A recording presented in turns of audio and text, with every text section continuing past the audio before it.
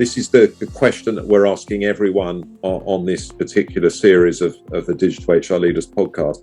How can HR help the business identify the critical skills for the future? This is one of my favorite questions, so thank you for asking that. I already shared a bit about how skills is sort of the biggest inflection point over the past decade and how that's helping us all re-architect our employee journeys. But I would say the way in which we can help the business identify critical skills has two angles. One is demand and the other is supply. And when you look at the demand perspective, the data is there in certain roles, whether it's financial pipeline or voluntary attrition of key skills, because that's what leads to, those are areas where you will see in the marketplace where you have attrition, that's where a lot of demand is also coming up.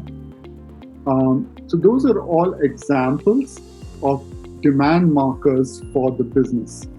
When you talk about supply markers, supply in your organization comes from a number of different markers. It could be things like voluntary attrition, because when your supply is beginning to deteriorate, or offer reject ratios. If you're making offers and in some roles you have higher rejection rates than others, that's a risk to your supply.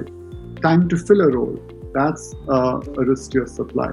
The number of open jobs in the market for a certain role, that's a marker of supply.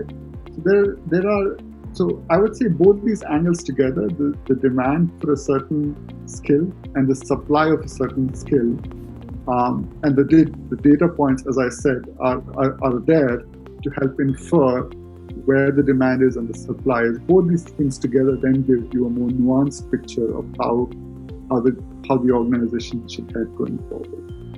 And I guess from what you were saying there, that involves data that you've got within the organization, but also quite a lot of data that's not in the organization, sort of labor market data, basically, that you're using and blending together to give that clear picture.